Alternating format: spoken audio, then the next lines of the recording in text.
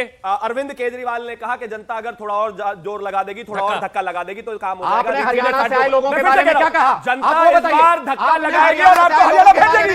ये धोखेबाजों को हरियाणा भेजेगी। हरियाणा में हार जाएगा, किसी को मिली, हरियाणा के लोगों को धोखेबाज कह रहे हैं, हरियाणा के लोगों को धोखेबाज कह रहे हैं, हरियाणा के लोगों को जो दिल्ली में धोखेबाज कह रहे हैं, हरियाणा के लोग दिल्ली में आके नहीं रहते, कभी हरियाणा को गाली देते हैं, कभी हरियाणा के लोगों को गाली देते हैं, कभी पंजाब के लोगों को गाली देते हैं। दिल्ली देश की राजधानी है, इस बार लोकसभा कितनी वोट मिली, इस बार हरियाणा में कितनी वोट मिली? जय श्री राम मित्रों, अगर आप भारत और भारतीय की सभ्यता संस्कृति से प्रेम रखते हैं तो आप सही चैनल पर हैं। हम आपके लिए ऐसे डिबेट लेकर आते हैं जो हर देश प्रेमी को अच्छा लगता है। तो आइए देखते हैं। और हाँ, अगर चैनल पे नए हैं तो प्लीज चैनल को लाइक करें, शेयर करें, सब्सक्राइब करें। धन्यवाद। चालू करो बे। तो चलिए शुरू करते हैं। क्या आपत्ति है बताइए। इन्होंने ये कहा कि हरियाणा से जो लोग आए वापस वहीं चले जाएंगे, बोला इन्होंने। ठीक है, अब आपने बोला, अब शिवम आपने क्या बोला? अब एक एक करके तो बना समीर जी सबको कहते हैं, पूर्वांचलियों में भी यही कहते हैं, हरियाणा से यही अनुराग वो जवाब दे रहे हैं, सब पे कहते हैं, जिनको माफी मांगनी है अब जवाब दे रहे हैं, बता रहे हैं, वो तो ऑन एयर हो गया, चला गया, वो रिपीट कर दे रहा हूं। रिपीट करिए। अरविंद केजरीवाल ने कहा कि जनता अगर थोड़ा और जोर लगा देगी, थोड़ा और धक्का लगा देगी तो काम हो जाएगा। आपने हरियाणा से आए लोगों के बारे में क्या कहा? जनता इस बार धक्का लगाएगी और आपको हरियाणा भेजेगी। ये धोखेबाजों को हरियाणा भेजेगी। हरियाणा में हार जाएगा, किसी को मिली, हरियाणा के लोगों को धोखेबाज कह रहे हैं, हरियाणा के लोगों को धोखेबाज कह रहे हैं, हरियाणा के लोगों को जो दिल्ली में धोखेबाज कह रहे हैं, हरियाणा के लोग दिल्ली में आके नहीं रहते, कभी हरियाणा को गाली देते हैं, कभी हरियाणा के लोगों को गाली देते हैं, कभी पंजाब के लोगों को गाली देते हैं। दिल्ली देश की राजधानी है, इस बार लोकसभा कितनी वोट मिली, इस बार हरियाणा में कितनी वोट मिली? बाद में लिस्ट बनेगी, लिस्ट बनेगी, हजार है वापस। ना ना ना, हरियाणा के धोखेबाज लोग, हरियाणा के लोगों को वोट दिया तो गाली देते हैं लोगों को। चुनाव आयोग हर राज्य से व्यक्ति आके यहाँ रह सकता है,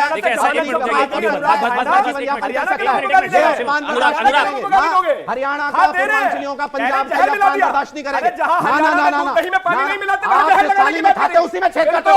पंजाब के लोग आपको अनाज उगा के देते हैं, आप उन्हीं को आतंकवादी कहते हो। हरियाणा के लोग आपको अनाज उगा के देते हैं, आप उनको आतंकवादी कहते हो। पूर्वांचली लोगों ने दिल्ली बनाई है, इसको सजाया समारा है, आप उनको रोहिंग्या कहते हो। आप जिस थाली में खाते हो उसी में छेद करते हो। जिस थाली में खाते हो उसी में शांत हो जाए। जिस थाली में खाते हो उसी में छेद करते हो। पूर्वांचलियों को धोखा देते हो, पंजाब के लोगों को धोखा देते हो, हरियाणा के लोगों को धोखा देते हो। समीर जी मेरा सवाल है, एक दोनों बस हो गया होगा। समीर हरियाणा के लोगों के अपमान के लिए माफी मांगे, पंजाब के लोगों के अपमान के लिए माफी मांगे, इनको बोलिए पूर्वांचलियों के अपमान के लिए माफी मांगे। समीर चौगांकर जी, समीर जी क्या ईवीएम पर सवाल उठाकर ये शक जो जाहिर किया? शिवम भाई बस करिए, मैं डिबेट आगे बढ़ाऊंगा। समीर के पास गाली नहीं देंगे, समीर चौगांकर को गाली नहीं देना। समीर ऑडियो बस एक मिनट भाई, ऑडियो बंद कर दीजिए, ऑडियो पीसीआर ऑडियो बंद कर दीजिए, ऑडियो बंद, मैं अपनी बात कर रहा हूं, ऑडियो बंद कर दीजिए। पीसीआर समीर भाई मैं आपके पास आ रहा हूं, बीच में कोई नहीं बोलेगा, सबको ऑडियो बंद, जिसका मैं नाम लूंगा उसको ऑडियो ऑन दिया जाएगा।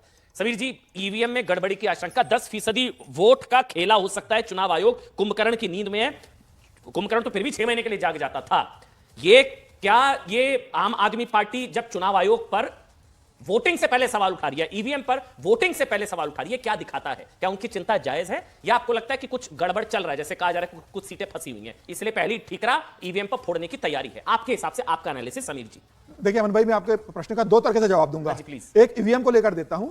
20 नवंबर को जो महाराष्ट्र के चुनाव परिणाम आए थे, प्रधानमंत्री नरेंद्र मोदी जी भाजपा मुख्यालय आए थे संबोधित करने पार्टी के कार्यकर्ताओं को, और उस भाषण के दौरान प्रधानमंत्री ने कहा था कि महाराष्ट्र भी जीते हैं और हम नांदेड़ की लोकसभा सीट भी जीत गए।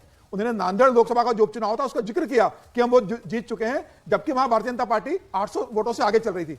जब रात को देर रात जब परिणाम आया तो भारतीय जनता पार्टी 1450 वोट से नांदेड़ लोकसभा सीट हार गई। प्रधानमंत्री मोदी भाजपा मुख्यालय में बोल रहे हैं कि हम नांदेड़ सीट जीत गए हैं, और आखिरी परिणाम आया तो भारतीय जनता पार्टी हार गई। ये बताता है कि चुनाव आयोग कितने निष्पक्षता से काम करता है। 70 लाख वोटर महाराष्ट्र, उसके बाद राहुल गांधी ने बताया 70 लाख पूरा हिमाचल जुड़ गया। बिल्कुल, और उसके बाद अब ये सवाल है जो राहुल गांधी ने आज सदन में बताया कि महाराष्ट्र में 70 लाख नया वोट, यानी कि पूरा हिमाचल। राहुल गांधी ने जो यही आम आदमी पार्टी कह रही है, नए वोटर कहीं घट रहे हैं। राहुल गांधी जो हिमाचल की बात कर रहे हैं कि जितनी जनसंख्या हिमाचल की उतने महाराष्ट्र में जुड़े, वो नाना पटोले जो महाराष्ट्र में कांग्रेस के जो अध्यक्ष है, वो आंकड़ा उन्होंने राहुल गांधी को भेजा था। और अभी जब उनसे पूछा गया महाराष्ट्र के अंदर एक मराठी चैनल ने कि वो आंकड़ा कहां से आया, तो बोले हमारे सूत्रों ने बताया। अब उनके सूत्र उनको ये बता रहे हैं कि इतना डाटा बढ़ गया है, कोई डॉक्यूमेंट्स नहीं है, सूत्र के हिसाब से बात कर रहे हैं। अब अरविंद केजरीवाल भी सूत्र के हिसाब से कह रहे हैं कि 10% वोट ईवीएम से 70 लाख बताया उन्होंने, तो मैंने जो सुना है मैंने वही पूछा आपसे।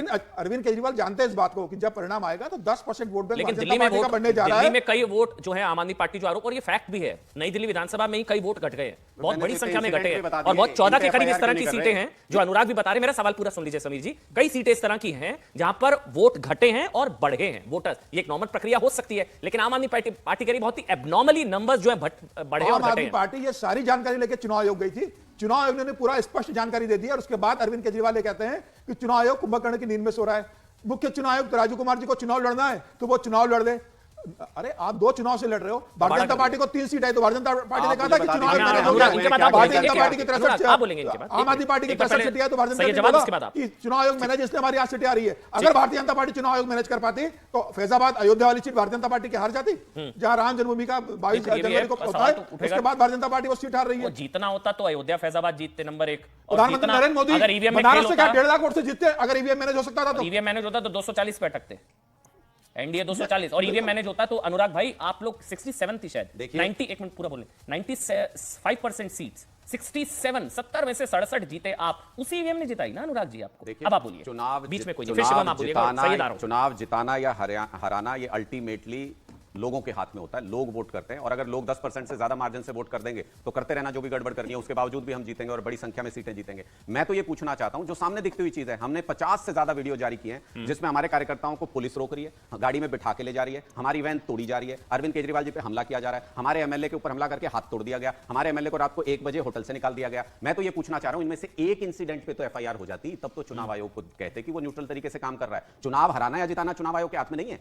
लेकिन न्यूट्रल होना उसके हाथ में है, लेकिन पक्षपात करना उसके हाथ में। पक्षपात कर रहा है इस वक्त चुनाव आयोग, सोने का नाटक कर रहा है चुनाव आयोग। उनको सामने होती हुई चीजें भी नजर नहीं आ रही क्योंकि नींद में होने का नाटक कर रहे हैं। कल को आप जीत गए और 60 से ऊपर ले गए, तब चुनाव आयोग ठीक होगा? चुनाव आयोग के पक्षपात के बावजूद जीतेंगे क्योंकि दिल्ली के लोग हमारे साथ हैं। अच्छा, जीते हारे चुनाव आयोग तो पक्षपाती है, वो तो दिख रहा है ना।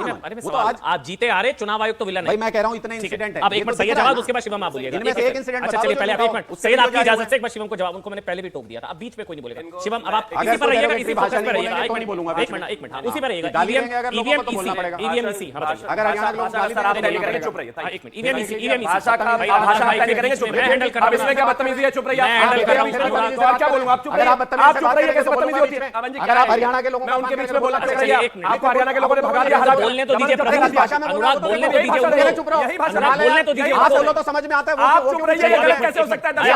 ऑडियो बंद, ऑडियो बंद करना पड़ेगा भाई, फिर ऑडियो बंद करना पड़ेगा बस। शिवम अब बोलिए, ऐसा नहीं शिवम प्लीज, शिवम यस क्या होता है मैं आपको बताऊं, इस समय जो लोग देख रहे होते ना ये आपस में ये तू मैमे के चक्कर में ना आदमी आप ही लोगों पर सवाल उठाता है, इसलिए मत। हाँ बिल्कुल ठीक बात है, आप प्लीज।